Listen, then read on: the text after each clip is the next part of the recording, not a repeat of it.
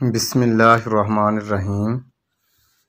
DAP खाद, इसकी हकीकत और इसके असली या नकली होने की पहचान।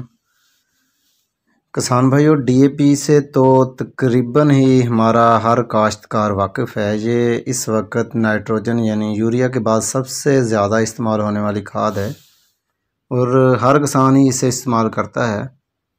तो इसके मुकम्मल हम तफसील बताएंगे कि कौन सी डीएपी इस्तेमाल करनी चाहिए, असली डीएपी कैसी होती है, नकली कैसी होती है, ये तमाम मालूमात इस वीडियो में देंगे। डीएपी के अंदर नाइट्रोजन तकरीबन 18% और फास्फोरस जो है वो 46% होती है। ये खाद पौधों की जड़ों की नशोनुमा, तने की मजबूती, फूल का बनना, सेहतमंद बीज का बायस बनना और इसके साथ साथ पौधों में कीड़ों के ख़िलाफ़ भी काफ़ी हद तक क़ुव्वत मुदाफ़ियत पैदा करती है। हम ये कह सकते हैं कि इसके बगैर हम अच्छी पैदावार नहीं ले सकते, अच्छा फल नहीं ले सकते। फास्फोरस के मतलब तो तफसील से हम पहले ही वीडियो बना चुके हैं, मगर ये खालिस डीएपी के इस्तेमाल के हवाले से, जैसा कि आपको इल्म है कि जो फास्फोरस पौधों को दी जाती है, इसमें से तकरीबन 30% ही पौधों को दस्तयाब होती है। बाकी कैल्शियम से मिलकर ज़मीन में फ़िक्स हो जाती है, जो कि बाद में बैक्टीरिया तोड़कर पौधों को मुहैया करते हैं। तो जिस ज़मीन में बैक्टीरिया ना हों तो वो डीएपी ज़ाया हो जाती है। इसलिए हम अपने काश्तकार भाइयों को मशवरा देते हैं कि वो जाफ़र वालों की न्यूट्राफुल डीएपी इस्तेमाल करें, जो कि 100% ही आपके पौधों को मुहैया होती है। तो आते हैं हम अपनी असल बात की तरफ। जो 30% फास्फोरस पौधों को मिलती है, वो भी हमारे अक्सर नाकाम तरीक़ाकार की वजह से ज़ाया हो जाती है। बहुत से किसान डीएपी को फसल के ऊपर डालते हैं, यानी फसल पर छट्टा या केरा करवा देते हैं। ये सबसे गलत तरीका है, मगर बहुत से किसान कहते हैं कि हम तो ऐसे ही करते हैं और फसल भी अच्छी होती है। मगर सोचिए, अगर सही तरीका इख्तियार किया जाए तो वो इससे भी ज़्यादा अच्छी पैदावार ले सकते हैं। होता यूँ है कि जब हम केरा जहाँ छट्टा करवाते हैं तो डीएपी में मौजूद 18% जो नाइट्रोजन है, जो अमोनिया की सूरत में होती है, वो फ़ौरन नाइट्रेट वगैरह में तब्दील होकर पौधों को मिलेगी और ना होने के बराबर ज़ाया होगी।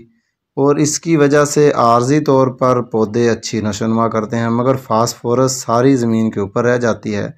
जो 30% पौधों को मिलनी होती है वो भी नहीं मिल पाती, क्योंकि डीएपी की खाद फास्फोरस सिर्फ जड़ों के ज़रिए ही पौधों तक जाती है और जड़ें जो हैं वो ज़मीन में गहरी होने के सबब सतह के ऊपर मौजूद फास्फोरस को नहीं ले पाती और यूँ वो सफ़ेद पाउडर की तरह ज़मीन के ऊपर ही पड़ी रह जाती है। इसलिए डीएपी को ज़ेरे ज़मीन बजरी या ड्रिल या छट्टा ही दिया जाना चाहिए, ताकि फास्फोरस और नाइट्रोजन दोनों ही जड़ों के ज़रिए पौधे को मिल सकें। दूसरा तरीक़ाकार स्प्रे करने का है। अगरचे इससे पौधों पर अच्छे असरात पड़ते हैं, मगर ये पौधों की ज़रूरियात पूरी करने के लिए नाकाफ़ी है। अब आते हैं हम अपने मौजू की तरफ। ये डीएपी जो है वो किस तरह काम करती है। डीएपी खाद ज़्यादा पीएच की हामिल एक असासी खाद है और जब इसे किसी ज़मीन में डाला जाता है तो ये अपनी खसूसियत की वजह से ज़मीन की पीएच को ज़्यादा यानी असासी कर देती है, मगर डीएपी की अमोनिया जो नाइट्रेट में तब्दील होती है, इसकी वजह से दोबारा ज़मीन की पीएच आर्जी तौर पर कम यानी तेज़ाबी हो जाती है और ये अमल फास्फोरस को जड़ों तक रसाई को यकीनी बना देता है, क्योंकि फास्फोरस कम पीएच पर ही पौधों को मिल सकती है। जैसे हमारी ज़मीनों की पीएच ज़्यादा है, असासी होने की वजह से ये अमल पूरा नहीं होता।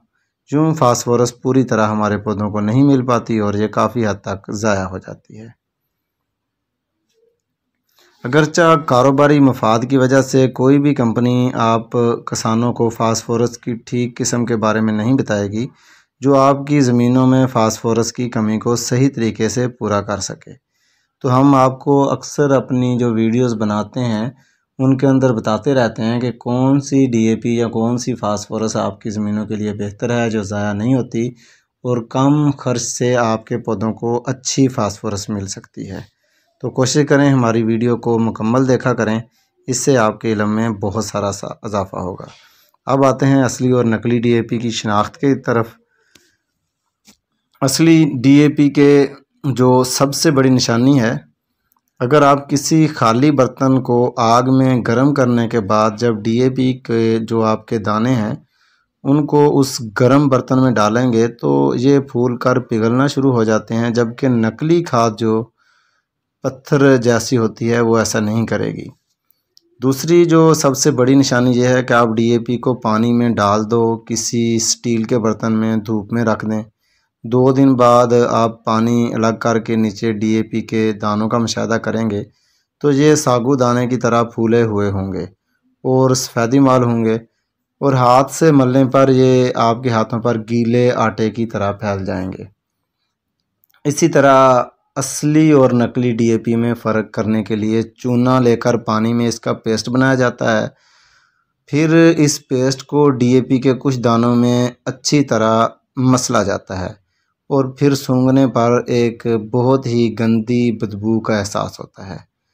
तो अगर उसमें बहुत ज़्यादा ख़राब गंदी स्मेल आएगी तो डीएपी जो है वो आपकी असली होगी, जबकि जाली डीएपी जो है वो ऐसी नागवार बदबू पैदा नहीं करती, क्योंकि चूना अमोनिया से मिलकर गैस पैदा करता है जो कि एक बहुत ही नागवार एहसास दिलाती है।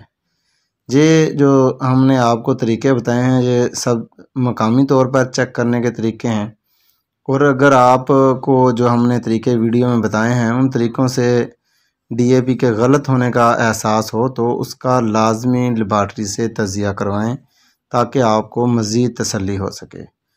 तो कोशिश करें हमें अपनी दुआओं में याद रखें।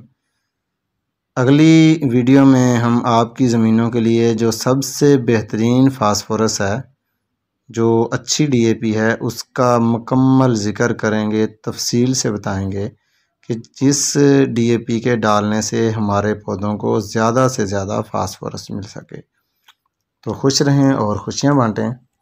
मुझे अपनी दुआओं में याद रखिएगा।